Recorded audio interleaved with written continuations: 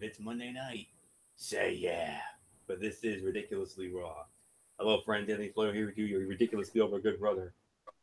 Here for another edition of Ridiculously Raw. My goodness gracious. I mean, another interesting and newsworthy edition of Monday Night Raw. And without any further ado, let's get on into it. But before I do, let me introduce my panel as always. The host of the Cerebral Smack Talk, good old MF Michael Fletcher. And of course, we got the Phenom Michael Bullock. Unfortunately, Dee Dee Woodson will not be joining us tonight. You know, our first lady of the show and the Twisted Angels. She will not be joining us tonight due to work commitments, and she will also not be joining us tomorrow night either. So we're going to be running things for this week. So I just wanted to clear that up. So all right, let's get into this Monday Night Raw live tonight. Whoa, hold on 1 minute.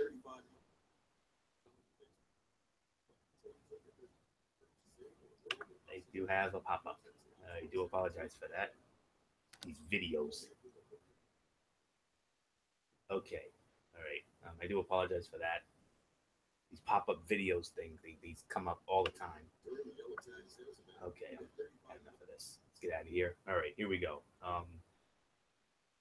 Monday Night Raw was live tonight from the Honda Center in Anaheim, California, formerly the Arrowhead Pond, on the USA Network as always, and somehow I think WWE might have listened to a certain panelist from last week.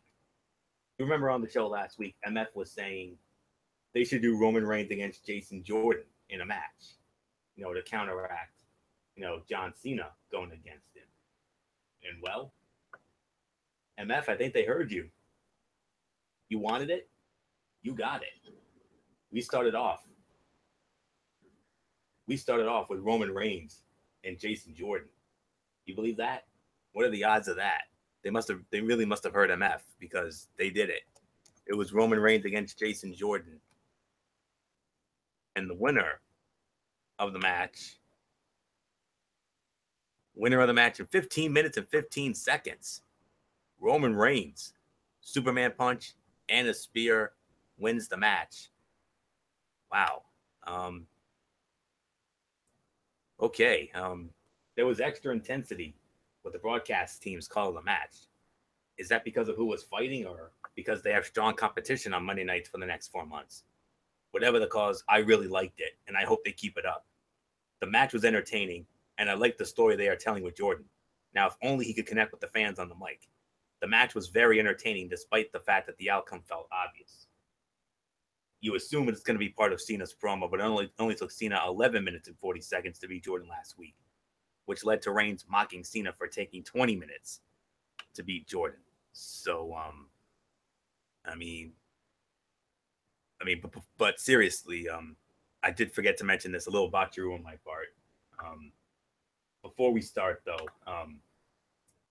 they took a moment to honor 9/11, which was a very well done video package by WWE, and you know WWE Network had that SmackDown 2 days after 9/11 when Vince that featured that unforgettable speech by Vince McMahon.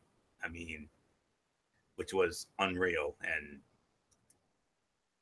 but the building looked packed. I mean, it was unbelievable. It was a great moment, and we too want to honor those lives that were lost. 9/11, the day the world changed forever. And if you go onto my Facebook page, I posted a little prayer that I came up with last year on this day that we could all pray together. So give that a check out if you can. But getting back to Roman Reigns and Jason Jordan, like I said, believe it or not, I'm leaning towards fight of the night status on this one. I mean, because this was really good. I mean, I know Bullock thought the Cena match was a little better, but I got to say this one was a smidgen better, honestly. I mean, because there was good action and it was an entertaining bout throughout. And I mean, I don't know what else there is to say except, yeah, this to me, this was the fight of the night. No question about it. I'm going to give this between 3.25 to 3.5 stars. And like I said, it was entertaining. I like the story they're telling with Jordan. Putting him up against the big dogs here. He did, like I said, he just needs work on the mic. He needs to connect with the fans on the mic. But the match was very entertaining, despite the fact that the outcome was predictable.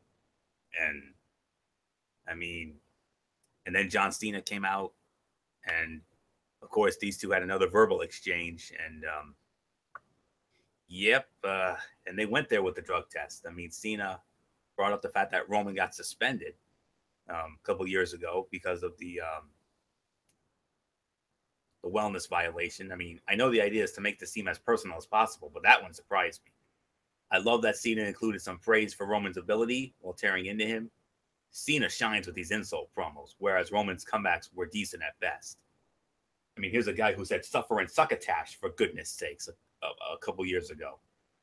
So, yeah, that's how bad Roman's promos have been. I mean, anytime you bring up "suffer and succotash," oh yeah, you're in trouble then. But Cena, though, is it just me, or are we seeing a little bit of some Doctor of Thugonomics Cena there a little bit? Unbelievable. But another week, another great verbal exchange between these two, and it's sky high. And I know MF's gonna rip into the promo segment because I know he's gonna call it repetitive and all that. And yeah, it is repetitive, but they obviously want to make this as personal as possible, and they want to go there as much as possible. So, but the match, though, for me, this was the fight of the night. I got to give it 3.25 to 3.5 stars, and I got to say this was Jason Jordan's best match yet.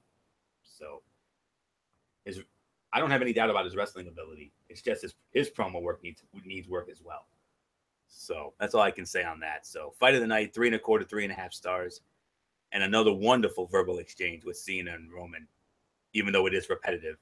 So, nothing more to say here except MF. Come on in, and well, you said it last week. You wanted to see Roman Reigns against Jason Jordan on the show next week, and well, you wanted it, you got it. Yeah, and it was just as good. It was just as predicted, just as good as expected, just as good as everything we were hoping for. So I mean, yeah, it definitely delivered in the way that we wanted it to see. And you could even say Roman gets the bragging rights because he actually finished Jason Jordan faster than John Cena. Because you even said it. Cena took 20 minutes.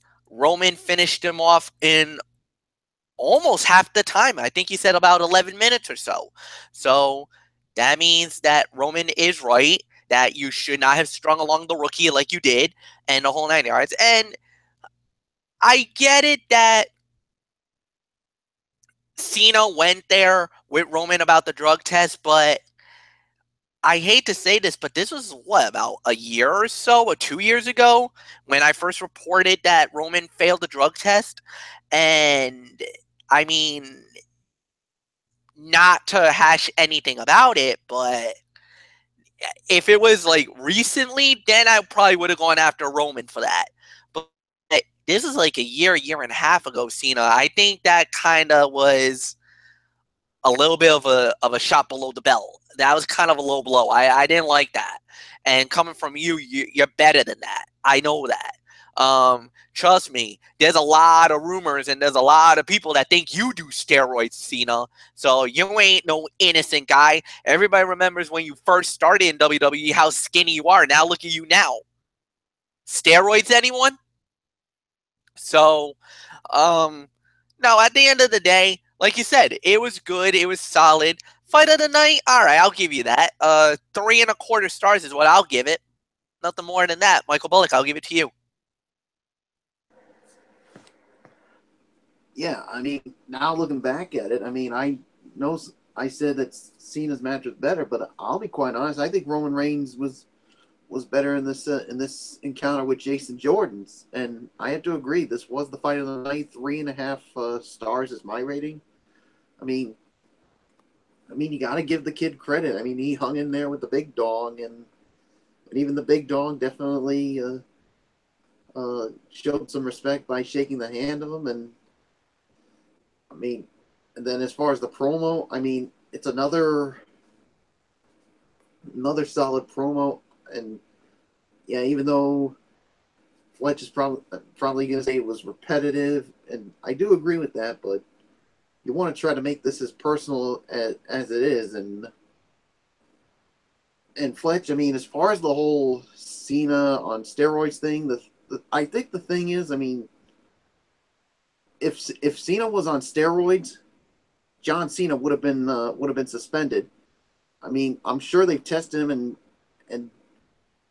and nothing has come up yet, but you never know. I mean, maybe Cena needs to be careful with his words wisely when it comes to this, and because if he were to get caught using steroids, then those comments he made tonight will, I hate to say it, make him look like an ass. If I'm going to be quite honest, so as Jerry the King Lawler would say, always keep your words soft and sweet because you might have to eat them later. So yeah, it's just another added fuel to their big matchup at No Mercy. So nothing else for me to say except 3.5 stars, fight of the night. Let's move on, Florio. And we move on to a women's match. It was Sasha Banks squaring off against Emma. Sasha Banks wins the match 7 minutes and 15 seconds. And just give me a minute here. Yeah, it was Sasha with the Banks statement for the win. So, MF, we started off with you here. Alexa Bliss and Nia Jax were both on commentary. So that added a little dynamic to the match. But nonetheless, MF, Sasha and Emma. Sasha wins in 7:15 with the Banks statement. So, thoughts on it? Solid fight, definitely. I was really expecting a little more out of the action, but I think with everything that was definitely moving on Monday Night Raw tonight, they really had a lot to deal with and a lot to look forward to. So they were really trying to push the bigger moments during the night, and because of the fact that they had this little lull in the way because you had Monday Night Football going on at that time. So what you try to do is you put the heavier segments during part of the game, and then the lesser segments was going to be thrown into the side. And you just hope and pray that you don't get killed, to say the very least. So at the end of the day, it was definitely a solid fight. 2.25 stars is my rating for the match. Sasha looks strong. She looks good. She's definitely considered the favorite going in to the WWE Raw Women's title fight that's going to go down at No Mercy. But the one thing that you got to keep your eye on is, like you said, that element of Nia Jax being the X factor in this. And remember, now that we got yet another person that's supposed to be coming in very soon for Team Red, that could be a major, that will definitely become a major player on the Monday Night Raw roster. So, I mean, we got a lot to work with here before anything else. So, what are we going to see now? Well, the Fatal 4-Way is going to be very telling, because are they going to keep Alexa with the belt? Will they go back to the old status quo, like I said, where I ripped about last week, that I had every right to? Or are we looking at this new wave with Emma, with Nia, and with this other person that they just confirmed that is heading to Raw tonight? Could she be the next and the future? One thing's for sure, this is definitely now becoming very exciting times with the Raw Women's division. Even though Bayley is hurt, who's another major player in the division, you could tell where that, I guess you could say, the line drops, because we don't see a lot of Alicia Fox anymore. Mickie James has fallen by the wayside. She's gone into the back burner now. Dana Brooke, we haven't seen anything about her, but I think Dana right now is she needs time on her own after what happened to her boyfriend and all that stuff away from WWE. She needs this time away. So I got nothing bad to say about that. But right now, the 4 that they're facing or the 4 that they're featuring on Raw is Alexa, Sasha, Nia, and Emma. Right now, that's your core 4. They're the ones that's running the ball right now on your Raw Women's division. So, nothing more to say. Solid fight. It's going to be interesting to see what happens. Not only that, but next week is going to be a very interesting fight because I know Floyd will probably get into it a little bit later, but that match also very compelling to say the very least. So, Mike Bullock, I'll give it to you. Yeah, I'm gonna give it 2 stars for the effort here. I did want to see more out of this match, but with everything that went down tonight on Raw with some of the big things, you could probably understand why they wanted to try to keep this short. And I mean, if some of the big things that didn't happen tonight, maybe they would have this match go a little longer. So yeah, you want to show off the women that are going to be facing each other in the Fatal 4-Way for the Raw Women's title. So Sasha gets the win there. So yeah, I mean, yeah, when it comes to that Fatal 4-Way, I mean, could they possibly have Alexa retain the title, especially with the big news regarding someone that was just signed, or could they go down the route with either Nia Jax or Emma winning it? So a lot of telling stuff could go down. So 2 stars is my rating. Florio, it's yours. Yeah, 2 stars as well. Decent segment in terms of spotlighting the 4 women in the match. Emma is going in as the perceived underdog by the fans, and giving her a win here wasn't going to change that. Furthermore, Banks has had some high-profile losses lately, so she really needed the win here. So, yeah, I'll give it 2 stars. Excuse me. Okay, we're going to really have some fun now. We had Paul Heyman and the Universal Champion Brock Lesnar in the ring. And Heyman, brought up, the legends, like Hulk Hogan, Ric Flair, RVD, The Undertaker. And, went after Braun Strowman. And then all of a sudden, guess who showed up? Braun. Oh, yeah. He showed up all right. And Braun Strowman, he got to Lesnar again. Well, at first we thought Lesnar took Strowman to Suplex City for a moment, but it didn't even faze him. And then Strowman just absolutely manhandled Brock Lesnar, showed off he held the Universal title in his hand. Whoa. Michael Bullock. We had a lot of fun with this during our abbreviated Raw chat tonight, and let's just say our man did it again. Oh yes, our man did it again to the Universal Champion. So this was a solid segment here. I mean, like you said, Heyman was basically talking about like some of the legends, and then basically talking about Braun Strowman, and then challenged Braun Strowman to come out and face Lesnar, which obviously he did, and Strowman did it again. He got to Brock Lesnar. Well, it looked like Lesnar was going to take him to Suplex City. Well, a little news for you, Brock.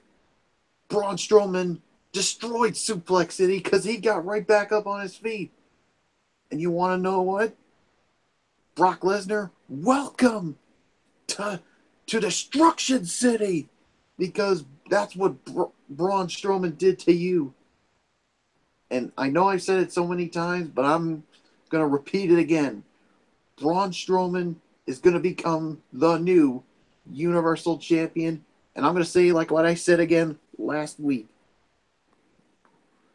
Braun Strowman is the new largest athlete in the world, and he's the new strongest man in the world. Sorry, Big Show and Mark Henry. All those attributes belong now to the monster among men. Roar! Braun Strowman. Florio, it's yours. Oh my. I really enjoy the way they've had Strowman dominate Lesnar rather than going with the 50-50 approach to the build. It's compelling enough that Lesnar is facing a fellow super heavyweight who is getting a monster push, and deservedly so. But the fact that Lesnar has sold for Strowman more than anyone during the build makes this special and sells the notion that he is a vulnerable champion for perhaps the first time in his career. Another one of the segments of the night here. I mean, there were so many very good in-ring segments tonight. I honestly cannot say which one is the segment of the night. Because the Cena and Roman, that was great. This was great. And then there's another segment coming up later, in-ring segment, that was surprisingly really good. I honestly didn't have any high hopes for it, but that segment delivered a lot more than I honestly expected in my eyes. So we'll get to that in a little bit, but nonetheless, another one of the segments of the night. And Bullock and I, man, I'm telling you, we're really looking forward to Strowman and Lesnar. That's the match that we will have a personal vested interest in come 13 nights from now in the City of Angels when they go at it for the Universal Championship. And here's the thing. We both made the decree. And MF, I'm putting the warning out to you, and we'll let Didi Whitson know soon enough. So help us. If Braun Strowman wins the Universal Championship at No Mercy, if he goes over and he wins that belt, Bullock and I are going to let out the biggest roar. Roar! Get ready for it. So that's all I'm going to say on that. So. Oh, no, Florio. It's not if he becomes champion. It's when he becomes the Universal Champion. Let's not get too ahead of ourselves. Get it right. When he wins the Universal Championship. But we don't want to get too ahead of ourselves. I don't care. With the way Strowman's been dominating so far, what makes me want to say that it's not going to happen. It's going to happen. Well, you and MF both went on the record for it, but we don't want to get too overconfident. That's all I want to say on that. So I hate to do this to you. I hate to do this to you, Bullock, and I know you've been loving what you've been seeing and the whole 9 yards. And yeah, he has been a monster among men. He has been a beast. He has been unbelievable. But how many times have we seen Brock Lesnar shine when the lights are brightest? We all saw what Samoa Joe did to him, and he crushed him in 6 minutes. He went up against some of the biggest dudes in WWE history, like your Undertaker, like John Cena, and he's crushed them under the lights. You honestly think, look, I'll say this. Lesnar's never dealt with the dude like Braun Strowman. Never in his day. He's probably never had somebody beat him up like he has. And I'll be realistic. Going in, I said the same thing. Braun was going to win the title. It was going to be he deserved it and the whole 9 yards. I'm starting to rethink everything after tonight. Braun is manhandling Lesnar a little too easily. And that really's got me worried that Lesnar's going over. That Brock Lesnar will find a way and successfully defend the Universal title. Now, if I'm wrong, I'm wrong. And I would love to be wrong on this. But I don't think we're going to be hearing you two roar that night. I don't think we're going to be hearing you two celebrate a crowning of a new Universal Champion. I think when it's all said and done, the Beast Incarnate is going to conquer the monster among men. Brock Lesnar got him into Suplex City, and Braun no-selled. He got up like that didn't even faze him. And I know Lesnar. Lesnar's probably thinking, what? Are you kidding me? And then got laid out again. Trust me. I've seen this script go down many times before. I've never seen it go down like this. But you don't count out the beast. You don't count out the next big thing because he's got strength too. He's got power. You just haven't seen it yet. Because everything that he's been thrown at that Lesnar's thrown at Braun's knocked it off like it's nothing. There's going to be a point where Braun's going to feel something. He's going to feel some pain. And that's the thing.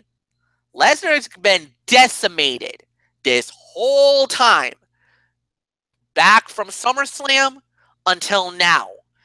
Each and every time Lesnar has been in the ring, he's been laid out by Braun Strowman. Each and every time.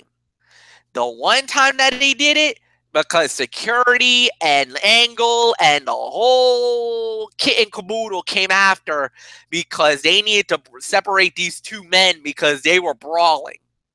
And that's the only way Lesnar didn't come out of that a mess. So, what's going to happen? We'll have to wait and see. One thing is for sure, folks. It's going to be a match. It's going to be an unbelievable fight, to say the very least. It's just, what are we going to see from Lesnar now? Because now he's got to think, the whole 9 yards. You got to go to, because you can't go to the well one too many times. But Braun Strowman's been getting a lot of disadvantage going into this fight tonight. And that's really got me wondering, is WWE really going to pull the trigger? I think they might be getting a little hesitant. I think they might be getting a little iffy about it. So we'll see. Remains to be seen, and jury's out to lunch. But who knows? Mike, Anthony, back to you. All right. And of course, I always ask the question every week: what's the Ridiculously Raw without cutouts? And well, we finally have a cutout right here. The Eater of Worlds, Bray Wyatt, going up against Goldust. Bray Wyatt wins the match. I don't really know the time of the fall. I'm going to try to find that momentarily, but who cares? It was basically about a 3-minute or so bout. Just bear with me for a minute. Okay. It's okay. Thank you. 2 minutes and 5 seconds. Yeah, no rating to a dud. Worst fight of the night, obviously. Fun and energetic squash match with the right guy winning, as Wyatt, of course, heading towards a rematch with Finn Balor. And Finn Balor did, of course, show up after the match was over to get after Bray Wyatt there. So, and then we were supposed to have a tag team match with the Good Brothers, Luke Gallows,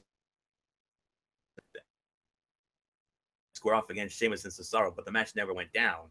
Dean Ambrose and Seth Rollins were sitting in on commentary, and then a whole brouhaha breaks out. So it was one way. Well, that was one way to avoid having back-to-back heel matches. And there is a question. I mean, are they going to add? Are they possibly going to add Carl Anderson and Luke Gallows to that tag team title match at No Mercy? That remains to be seen. Okay, and then the big announcement was made. Eat your heart out, SmackDown Live. The Monday Night Raw Women's Division just became top notch. The announcement was made. It was reported on a dirt sheet. WWE made it official tonight. The Empress of Tomorrow, the one and only Asuka, is now exclusive to the women's division of Monday Night Raw. Yes, 1,000 times yes. You want to talk game changer? This just tilted the scale in favor of the Monday Night Raw Women's Division. The best female performer, wrestler in all of professional wrestling right now is going to be on the A show. Oh, does that make me excited? Oh, Monday Night Raw, the women's division just went sky high. Now that you've got the Empress of Tomorrow, the undefeated, over 520 days as NXT Women's Champion. Wow. Michael, I mean, yeah, well, we could make this an open forum if you want. Michael Bullock, I see you've got your mic off. I see you want to say something about this, so floor is yours. Boy, I'll tell you this right now. What a coup to Monday Night Raw to get this, to sign probably the greatest NXT Women's Champion of all time. The great Asuka. I mean, holy moly. I mean, I can only imagine what it'll be like when she comes out, when she does come back from her injury. I mean, you've seen her in her time at NXT put on some real great matches, especially most recently at NXT TakeOver Brooklyn 3 against Ember Moon. I mean, that match, I mean, to me, I'll be quite honest, that match stole the show. And, I mean, what are the women like Nia Jax, Sasha Banks, Emma, and one woman who was not too all impressed that she's on Monday Night Raw, the current champion, Alexa Bliss. I don't know. I'm getting this feeling now that maybe they're going to want to keep the title on Alexa Bliss and maybe have Asuka go after her for the Raw Women's title. I don't know. We'll have to wait and see. But a major, major addition to the Monday Night Raw team. All I can say is, Raw, get ready to be taken over by the Empress of Tomorrow, Asuka. Fletch, I don't know if you want to get your 2 cents on it. What do you think of that, Mr. SmackDown Live? All right. You know, we pulled off Bobby Roode, got the best guy on the men's side of the roster at the time. So, no, touche. Monday Night Raw got the best female. Good for you guys. Congratulations. Don't mess it up. That's all I'm saying. Because that's the one thing that I think we all can say. Don't mess it up. Do not screw this over, Raw. You know, I think you've done enough screwing over in your day. Just don't botch this one. I think you made a mistake when you got Bayley with her at the time. I think you've done some very shady stuff with some other talent since the superstar exchange has happened. I think SmackDown's had gotten the better pot of it at the time. Now I think we'll wait and see. Now you got a game changer, which is Asuka. Now I'll even admit it. Raw's definitely got by far the best women's division in WWE. No doubt about it. If this was a head-to-head matchup, if we had another one of those Survivor Series head-to-head matchups, I do not like my chances going into that fight. I don't. But one thing's for sure. It is a game changer. It is a big move, and I'm happy for Monday Night Raw. So we'll wait and see. We just got to see how it plans out. What's gonna happen when she does come back to WWE and to the Raw roster? Because, like you said, right now she's nursing an injury. We just got to wait and see. So no, good for you guys. Nothing more to say. Floor, you go. Yeah, and if by the time we get to Survivor Series in 2 months in Houston, will they do the Raw versus SmackDown matches again? Oh, I believe they will. Absolutely. They have to. I think so too. I mean, all three of those matches last year were all classics, especially the men's match. The men's match stole the show. I mean, and we all agree that was the greatest traditional Survivor Series match of all time. 5-star classic. I mean, not often we say that about those kind of matches, but seriously, you got to go back and watch that men's match from last year because that was freaking awesome. I mean, that's all I can say on that. And there's no doubt if we do have a Raw versus SmackDown women's match again this year, I definitely like Raw's chances. I mean, hey, Raw won the match last year. I wouldn't be surprised if we make it 2 in a row as far as the women are concerned. Wouldn't surprise me, especially with Asuka.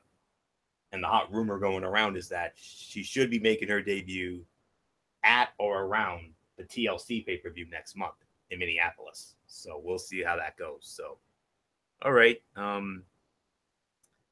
That's that. Back to the cutouts. We had Elias Sampson, you know.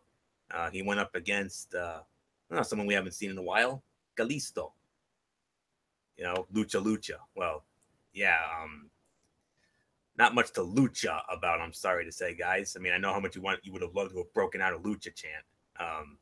Elias won the match 4 minutes and 25 seconds with the drift away, aka Cody Rhodes Crossroads.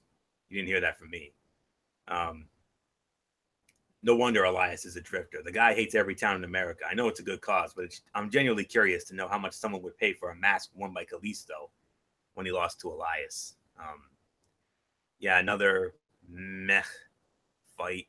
No rating to a dud, really. Let me just find my thoughts on this. Yeah, they work the same stuff. They always clue what to do with either guy. So, okay. Earlier today, WWE.com or somewhere on social media, WWE announced the huge card for Monday Night Raw. They announced Roman Reigns and Jason Jordan, and they announced this match as well. And we thought for sure this was going to be the main event, but no, it wasn't the main event. It was right here and now, the first ever meeting one-on-one. John Cena and the monster among men, Braun Strowman, roar. Winner of the match in, let me try to find it here. I believe it was right around the 13 or so minute mark. Let me double check my numbers here. I believe it was right around the 13-minute or so mark. The winner via a disqualification.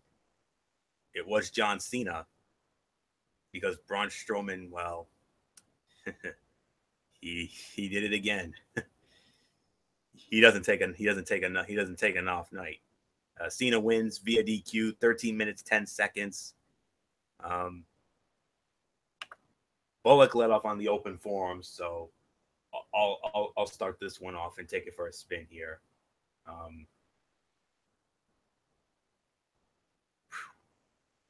Wow. Fun match, no question about it. Bullock and I, we had an abbreviated Raw. It was more like a 50-50 Raw chat. He wasn't around for the first half of the show, but he came in for the second half of the show and fun with it. I mean, okay, before I give you a rating, did you see what Braun Strowman did during the bout? Drop kick. Braun Strowman did a drop kick. What? Unbelievable. Braun Strowman drop kicked John Cena. A 6'8", 385-pound man did a drop kick like he was nothing. Wow. What else is there to say on that, really? I mean, Bullock and I couldn't believe it. I mean, we couldn't believe when Braun Strowman drop kicked John Cena. Anyways, it was a fun match that the crowd seemed to take a while to warm up to. Fans were clearly into the bout, but they did the pro and con chants for Cena. They were standing on the floor as the match went on, but it just didn't come across like a big match atmosphere on television. The DQ finish was fine since Strowman dominated the bout and nothing was done. Monster badass image. So I'd probably give this about 2.5 stars at best. I mean, I, I honestly had high hope. I felt a little bit, um, I, not just because this wasn't the main event, but I honestly thought this was going to be a much better match, and I thought it was going to be, an exciting match, and I thought there was going to be some elements of Shakespearean drama in the match, and unfortunately, we didn't really get that here. But it was still a fun match for what it was. So, I mean, if I had to give a star rating, it would be 2.5. But I just remembered it ended in a DQ, so this is automatically an NA. But boy, howdy, this was a fun NA. That's all I can say about that. I mean, who would have thought on the same night as we go to MF? MF, I mean, who would have thought on the same night we would see Braun Strowman, Brock Lesnar, and John Cena? What? Well, yeah, but the thing is, you want to make your show very competitive. You're going up against Monday Night Football. On top of that, you're almost a couple of weeks away from No Mercy in the Staples Center in LA. So obviously, you got to throw everything but the kitchen sink tonight at them. You got to do everything that you can to make the show relevant and interesting and fun. I could easily say 2 stars, no doubt about it. I'm not going to hold myself to that NA rule, even though it was a DQ finish. But again, you basically make yourself look strong, look good for Braun Strowman, making yourself as a monster after you basically hit John Cena not once but twice with the steel steps. I mean, you hit him upside the head outside the ring, which I don't even know why the hell that did not constitute for disqualification in the first place. So no. So what do? You overkill the moment by absolutely grabbing him and then power slamming him on the steel steps. And that's your disqualification? Really? I mean, there was so many things wrong with that match, especially the ending, that really annoyed me more than anything else. And that's what it was. I was annoyed with that ending. Okay, I get it. You're trying to make Strowman strong. You want to make him that monster. You're giving the illusion that he's the next WWE Universal Champion. I'm sorry.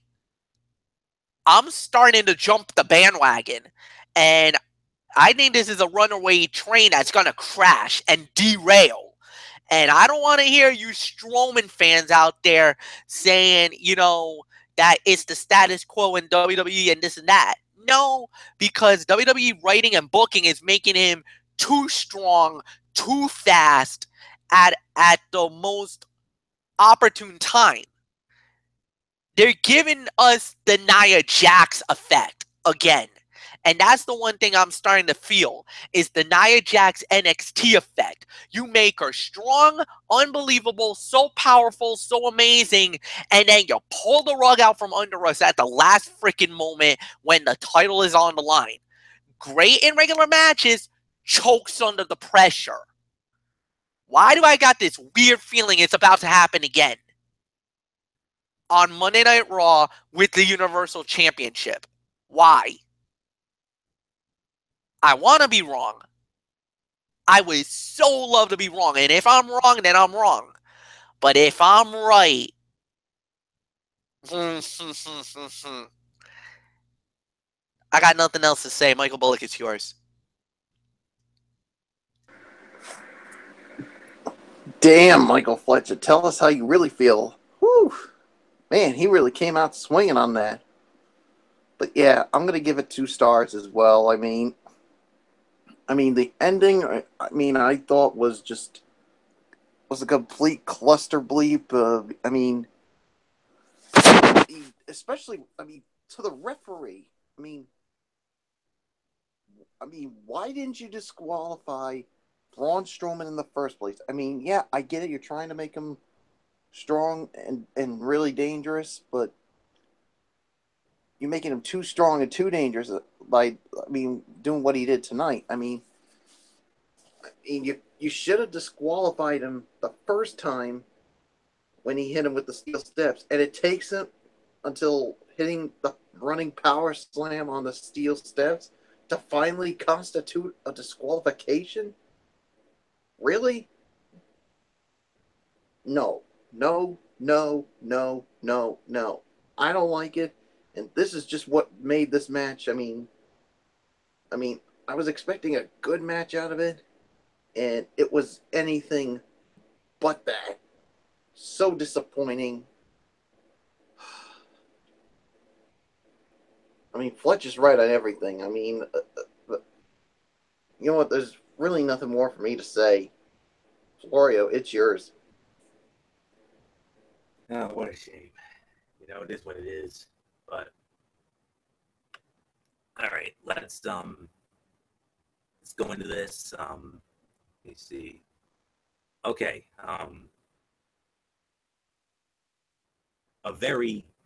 This is one of the rare times I say, a very interesting Miz TV segment. The guest was Enzo Amore. But before we get into that, it was announced that The Miz and Maryse are expecting their first child. So definitely want to send out our best wishes to the happy couple. And then Enzo came out, and well, they went there. They went there and then some again. I couldn't believe it. Sleeper segment of the night. I will definitely give it that. This was the sleeper segment of the night. I could not believe how good this was. Unbelievable how good this was.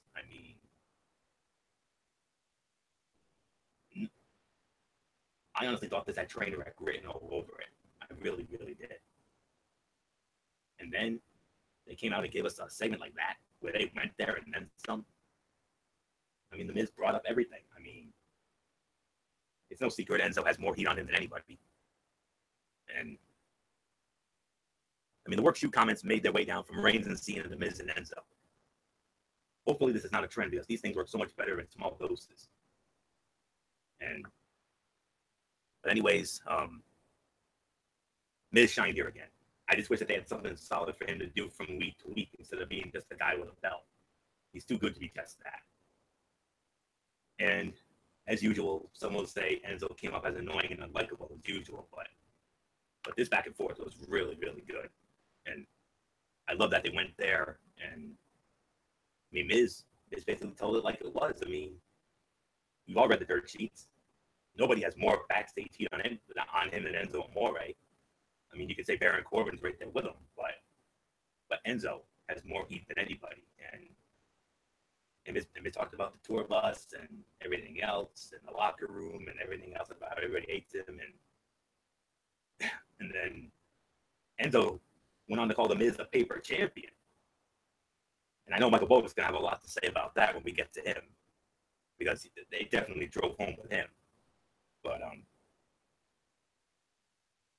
and then they ended up having a match. Well, the match was a cutout. We're not going to talk about the match because the match was a dud. But during the match, Enzo went there even further by saying, "Who's your daddy?" And whoa, yeah. They went there and then some. So the segment was the sleeper segment of the night, but the match was, no. Match was a dud. So, MF, what can we say? The segment, just talk about the segment. The match was no good. The match was a cutout, but the segment, though, Enzo and Miz. Well, this is what you expected. And it really felt real. It felt real. And, when Enzo came out during The Miz, interrupting him during that big moment where The Miz and Maryse were announcing that, yes, Maryse is pregnant, and she is actually legitimately pregnant, guys. So before all you guys say, oh, is it storyline? Is it what's going on? No, it is real life. She is expecting. This is going to be their first child. Congratulations, Maryse. We wish you nothing but the best with with your pending pregnancy. Very happy for her and for The Miz as well. And, you know, once you got into that, then we got into that big moment where everything went down. Enzo came out and The Miz basically teared right into him. And the fans appreciated it because it did get real. It was as pure anger and the whole 9 yards, because that's what that was meant for. You know, whatever was the writers for this moment, you should be commended. Great job bringing the real life into what's going on. This was more shoot than anything else. But I also love what Enzo did, because he threw it right back at The Miz, saying, you know what? You're a copycat. You're a troll for all of the other wrestlers. You steal gimmicks. You steal images. You steal everything from other personality, performers, whatever. You don't make anything original. You are a copycat. You stole from Chris Jericho. You stole from Ric Flair. You stole from John Cena. You steal from Daniel Bryan. You steal from any wrestler just to get ahead of yourself. You aren't original. You're a fake. You're a phony. You're everything that we despise about professional wrestling, because you are not a real wrestler. That was pinpoint accurate. I could not have disagreed with Enzo one bit on anything about what they said, because that was plain straight up fire he threw at The Miz. And then he called him a paper champion. And, well, you know what? I'll even give him that too. He is a paper champion. He ain't my Intercontinental champion. I don't give a damn. I'll gladly say it. I don't care about The Miz. I don't give a damn about him. He's a washed up reality talk. He's a reality fake ass wrestler who has no business being in the company. And on top of that, what's his claim to fame? What? A rip job promo of Daniel Bryan? A rip job promo of John Cena? All right, you're a good talker. You're everything that you've done. But every single championship you've won has been by cheating, getting through the back door, and you've never won any championship legitimately. You are a paper champion when it's that case. As far as Enzo Amore goes, absolutely. You are a rat. You are a dirtbag. You are a scum. You're everything that The Miz says you are. You're absolutely right. Because you've pissed off so many people in the locker room, because you talk about how much you love about LA, living the LA life, you know, with your Hollywood friends and everybody else, and it doesn't look like you even give any heart or confidence with your professional wrestling skills, because you got none, Enzo Amore. What you're great at and what The Miz is great at is you're great talkers. You got the gift of gab and the gift of gab, and that keeps your ass employed with World Wrestling Entertainment. Because if it wasn't for that, both you jokers would be sitting on the street right now. As far as the fight goes, yes, it is an NA, but it also proved one other thing. Once again, Enzo leaves that one last shot on The Miz. Says, instead of saying, how are you doing? How about who's your daddy?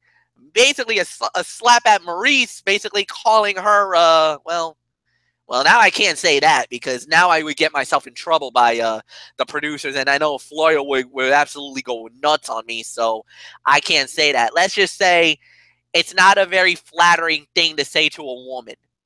Let's say that.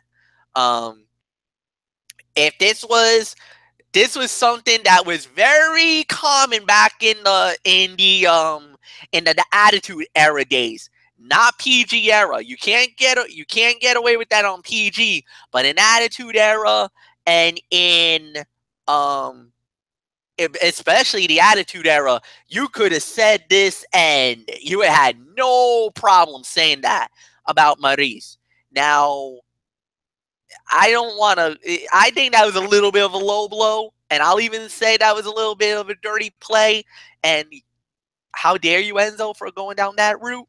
But you know, you wanted the heat, you wanted the controversy, you wanted the fire and the passion. You got it, guys, right then and there, right at that moment, that expected stuff. There's nothing more to say about that. That is straight up good segment. The match, like you said, not definitely a cutout. I'm not talking about it. I just love the little interaction, and I don't know. We'll wait and see what happens. And I know why they got the Miz being the champion, because they're going after that actual record of the most accumulative days in WWE history. How you were a corner champion and everything else. Do you honestly think in the history of the Intercontinental Championship that you want the Miz of all people to have that all-time record? No. I would prefer guys like, hell, I would have preferred the freaking Honky Tonk Man to be the greatest Intercontinental Champion of all time. I would have preferred Mr. Perfect, Bret the Hitman Hart, the Heartbreak Kid Shawn Michaels, legitimate professional wrestlers as the greatest of all time. That's what we call Ric Flair. That's what we call Bret Hart. That's why we immortalize them forever. Hell, Edge was a great IC champion, not The Miz. And if Enzo Amore wants to be the new Cruiserweight champion of the world, then be my guest. And I hope Neville wins that fight, because God help us all if Enzo wins that. I got nothing more to say. I'm done. Bullock, go. I guess you say, Bullock. I mean, I thought MF was going to go off on you. Well, I guess you're going to agree with him on this. Well, first off, for the match, I mean, it was an NA, but the segment, I agree with everything with that Fletcher just said. I mean,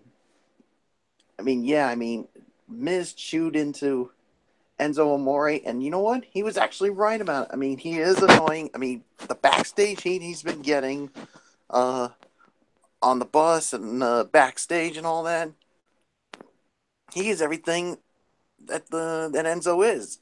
He's a twerp. He's annoying, and he's everything that everybody can't stand about him. But Enzo Amore is right, and you know what? I'll even say this too. And I'm going to send this message to the Miz right now. Miz, I hope you're listening to this right now. You say you're the greatest Intercontinental Champion of all time, but you know what? Enzo Amore is absolutely spot on.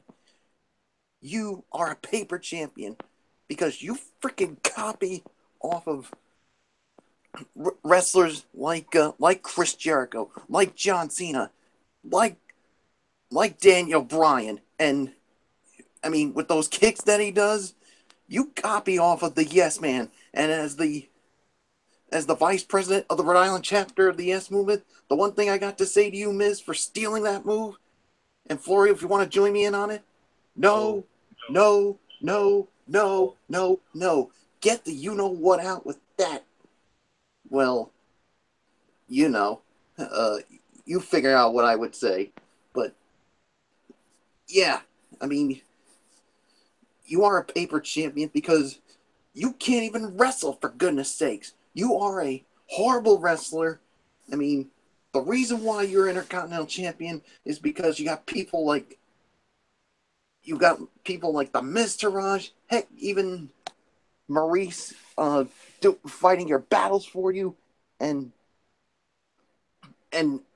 we have this man as our IC champion and possibly going down as the greatest Intercontinental Champion of all time. Give me a break, man. You are an absolute fraud, Miz. And if you think for 1 minute I am going to acknowledge you as the greatest Intercontinental Champion of all time, I will freaking throw up so bad. I mean, I mean, I mean, people like the honky tonk man. I mean, to me, I prefer him as the greatest intercontinental champion of all time. And then you had great wrestlers who had held the title, like your hero Anthony Florio, Bret the Hitman Hart, like Shawn Michaels, like the first ever intercontinental champion of all time, Pat Patterson. You think you're gonna make that intercontinental championship great? You've made that intercontinental championship a freaking joke, and it's all because of you, Miz. If you think I'm going to acknowledge you as your Intercontinental Champion, then you can get the you-know-what out with that nonsense. You're a fraud. You're an absolute joke. And if you got a problem with me, come after me. I'm a man, and I'm freaking 32 years old, for goodness sakes. I'm done. Florio, it's yours. Oh, you went there, man. You went there. Wow. You scumbag. Awesome. You broke out the Mike Gundy. Awesome. He is a man. He ain't 40, but he's a man. Awesome. And I'll be honest. I mean, I kind of thought MF was going to rip on Bullock for those comments, but no, MF effectively agreed with him. Unbelievable. But, you know, it is what it is. So, well, that was an odd What about segment. you, Florio? Well, when it comes to, you know, when it comes to the Miz, well, Enzo's right. I mean, here's the thing. You know, you remember last year, he had that awesome program with Dolph Ziggler. I mean, we praised him for that. And, but, you know, they kept putting the Intercontinental Heavyweight Championship on him for some odd reason. I don't know why. I mean, it's because of Maurice. That's the reason why. What about Zack Ryder? I mean, remember WrestleMania 32? Zack Ryder won it, and then they had Miz. And I'll even take it a step further with the Miz. He was the worst WWE champion of all time. Well, why? Because he had frickin' Alex Riley sticking his nose where it doesn't belong. Well, he had a lot more help than that. I mean, he also had Nexus at one time, but yeah. The Miz is just an absolute joke. Yeah, go back into your MTV Real World nonsense, you freak. Okay. I mean, that to me was one of the oddest segments of the year. A baby announcement, an odd work shoe promo exchange, a match with back and forth mic work, and Enzo questioning whether Miz is actually the father of the child that he just announced he and Maurice will be having. It's bizarre with a capital B. So I'm just going to leave it at that. Main event time. 8-man tag team action. Tag team champions, Ambrose and Rollins. The Hardys, yes. Went up against Sheamus, Cesaro, and the Good Brothers. Winners of the match in 13 and a half minutes. Dean Ambrose, Seth Rollins, and the Hardys.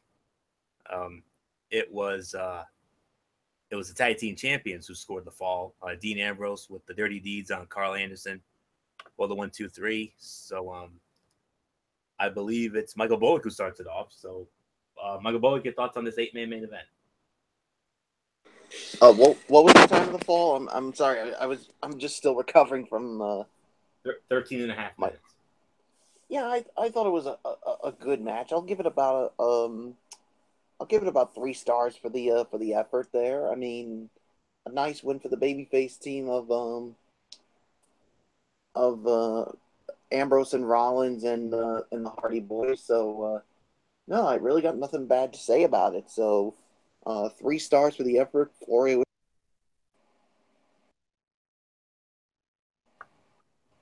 Yeah, that's about right.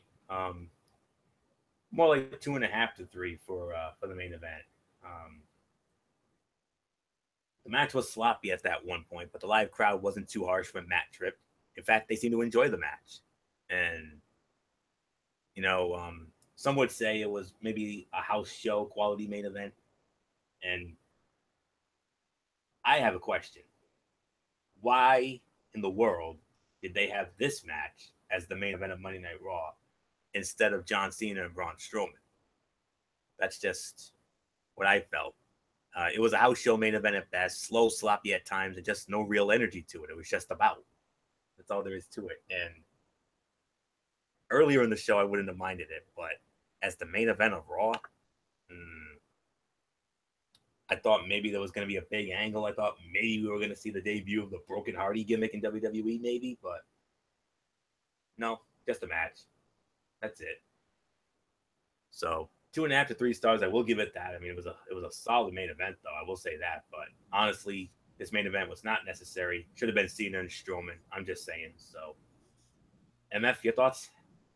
Nah, the reason why they did Cena and Strowman earlier was because that was right around the time that they were about to do the start of the Monday Night Football, the second Monday Night Football game. So they're trying everything in their power to try to negate the view count, because of the fact that, remember, it was going to be Denver and LA as the main event of that second game. So they were just trying to handle their business, do what they could try to do, try to steal the viewers away from Monday Night Football and hope that they would be entertained enough and stay on that pattern. But, at the end of the day, it didn't really work.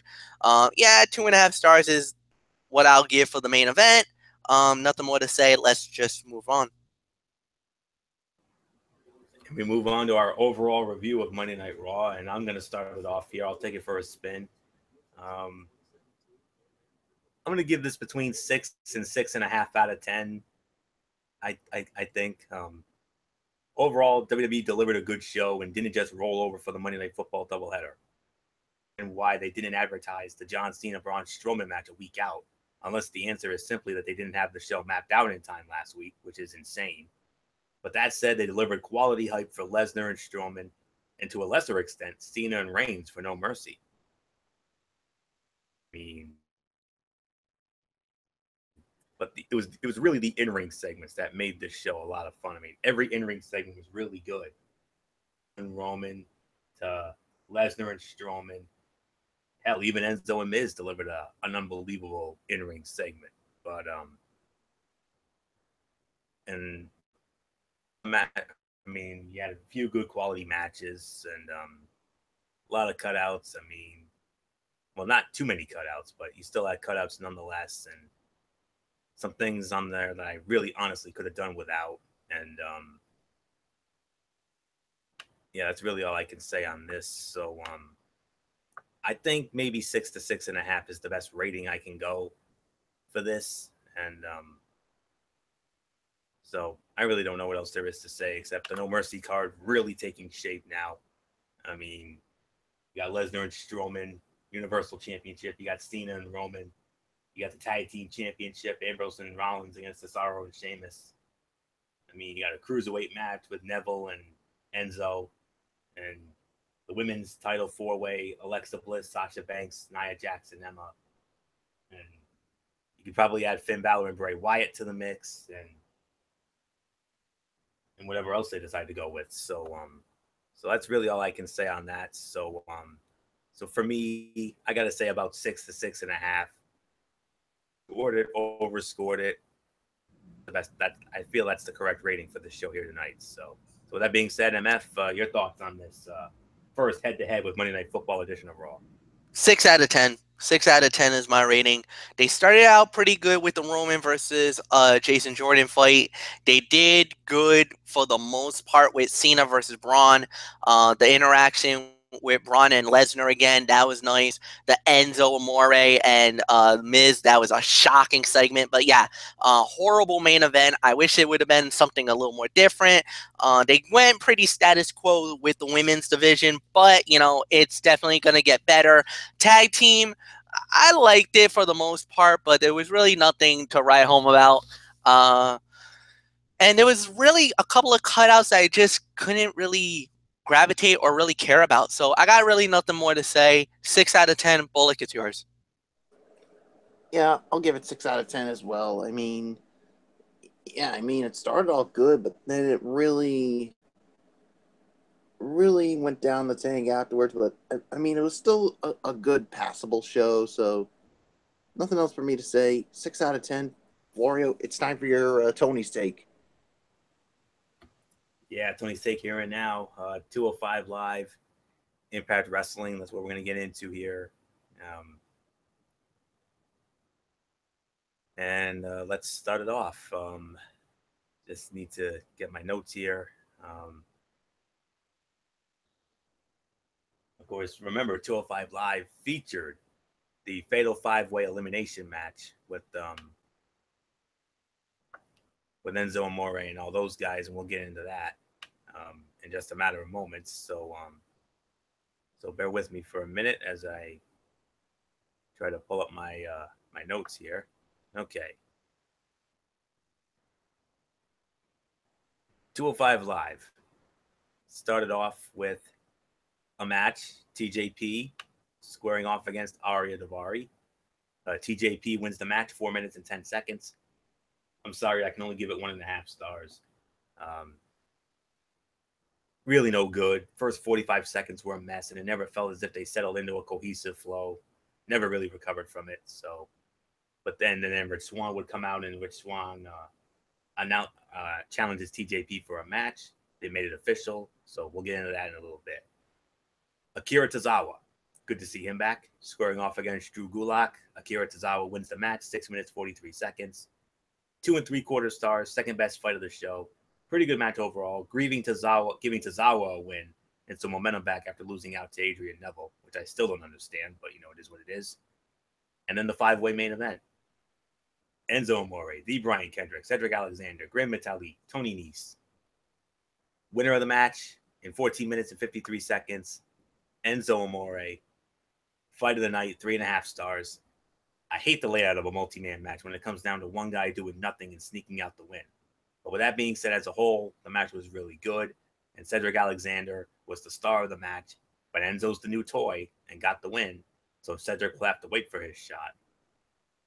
But, it is what it is. Alexander pretty much eliminated everybody except for Enzo Amore, so 6 out of 10. This show was all about the main event, which was a very good match. If crunched for time, skip the rest and just watch the main event. Overall, it was a solid show, but the opener was not good at all. So 6 out of 10. And tomorrow night, Rich Swann against TJP. So should be an interesting match to say the very least. Always interesting when they get together. So definitely looking forward to that bout. Special start time for that show tomorrow night. It's going to be starting at 10:30 tomorrow night because of the Mae Young Classics. So oh yeah, we're gonna address that elephant in the room. Believe that when we set up our future content. And speaking of future content, this past Friday night when I was setting up the future content, I made a dipsy-do botcheroo when it comes to the future content. So, but I'm gonna correct that right here and tonight. So, okay, Impact Wrestling. Let's get into this. And we started it off with a match, tag team match. Trevor Lee, Caleb Conley against Petey Williams, the X Division champion Sanjay Dutt. Petey Williams and Sanjay Dutt win the match. Fight of the night. This was 3 stars. Fun opener, good action, and it played off of already established issues between the 4 men. That's how you start off the show, providing good and fun action and getting the crowd into it. Time of the fall was 7.5 minutes. 3-star match. LAX, Ortiz and Santana against John Bolin and Zachary Wentz. LAX wins the match at 1 minute and 39 seconds. No rating to a dud.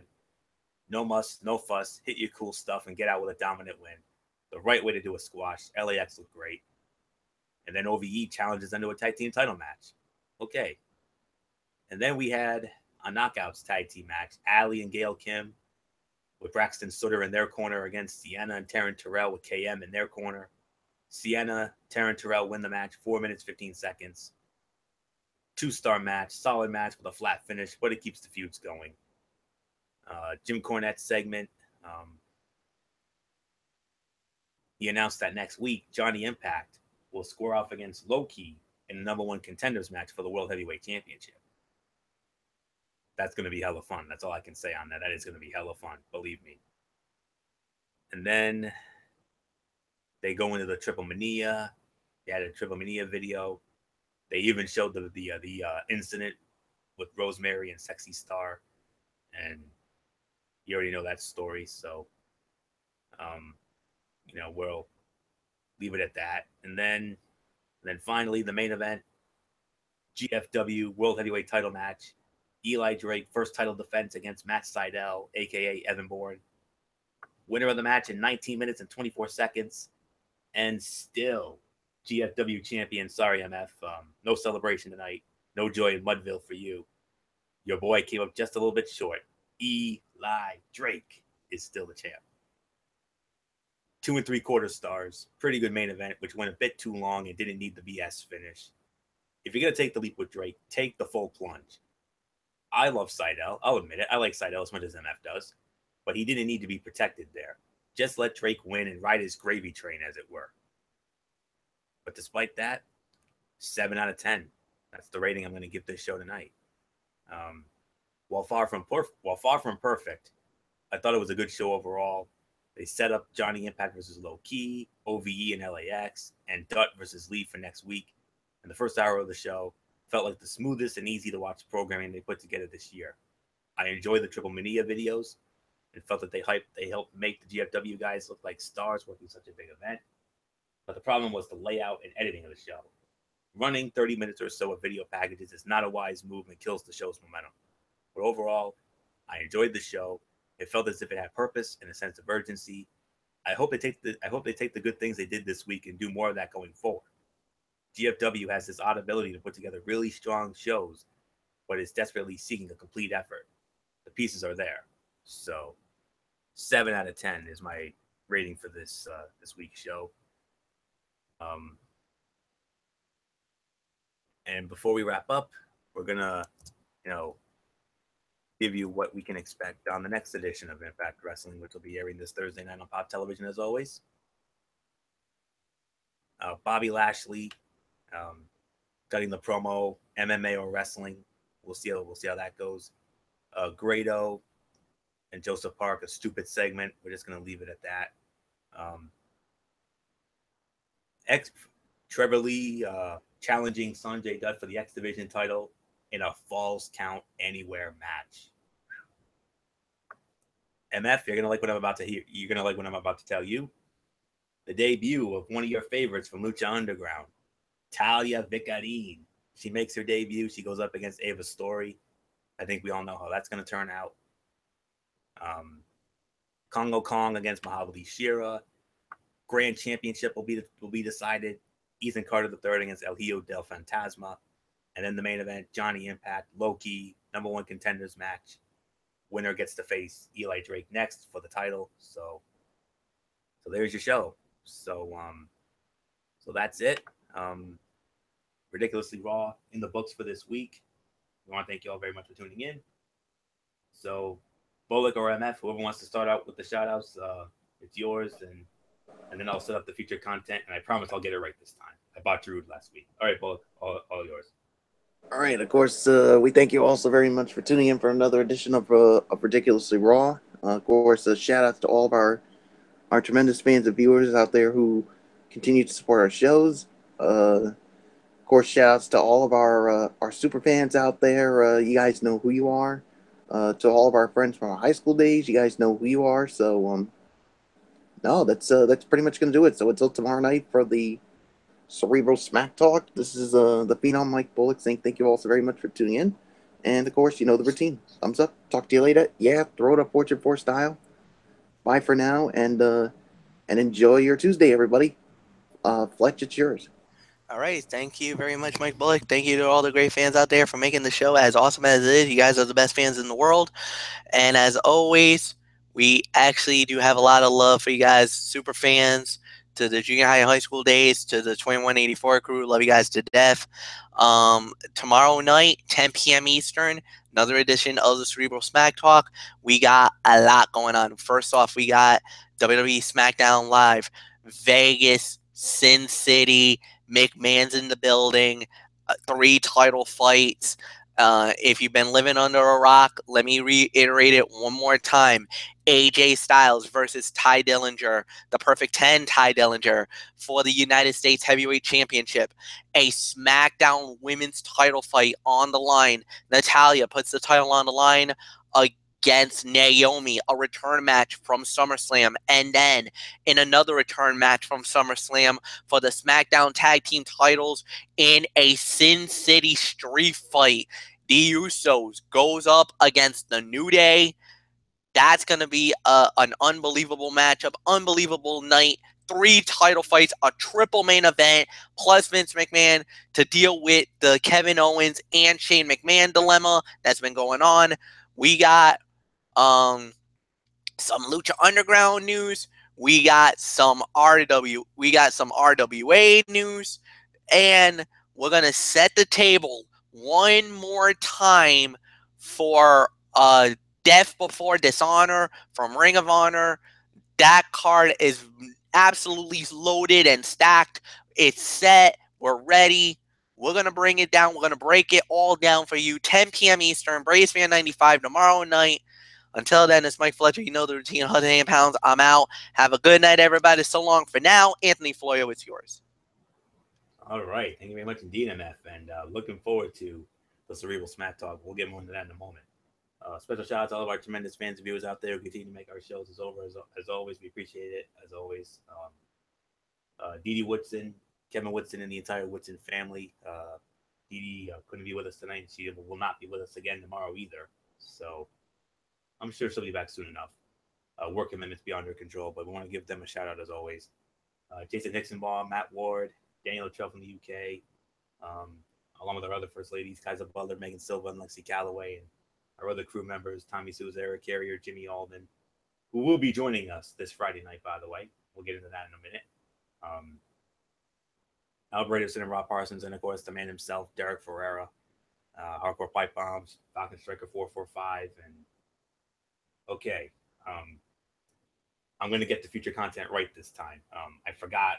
But then again, when you're excited about football season being back, of course, you're going to be loopy in the head. So I'm not going to be loopy in the head here. Here we go. You heard MF say it. Tomorrow night, immediately following SmackDown Live, we're going to have the Cerebral Smack Talk. We'll run down what I'm calling the SmackDown Live of the year with those 3 title bouts and the appearance of Vincent Kennedy McMahon. Oh, that's going to be fun. That's going to be a fun night for Vegas all around. I mean, not just SmackDown Live, but you're also going to have the finale of the Mae Young Classic with Shayna Baszler and Kairi Sane. Oh, that's going to be fun. And then, of course, 205 Live, which has been pushed back to 10:30. So, Vegas fans, I hope you brought your tickets, and I hope you plan on staying because you're going to be in for a long night, but in a good way. So that's all tomorrow night in the Mikey's Mindset. Wednesday night, special Wednesday edition of College Football Thursday. And then Thursday, we're going to have a special edition of NFL Friday. Because Friday night, we're going to preview the other huge mega fight. Triple G, Gennady Golovkin, and Canelo Alvarez. We're going to do that on Friday night. And I can officially confirm Jimmy Alden will be joining us for that show. I messaged him earlier, and he's in. So it'd be great to have our old buddy Jimmy Alden with us.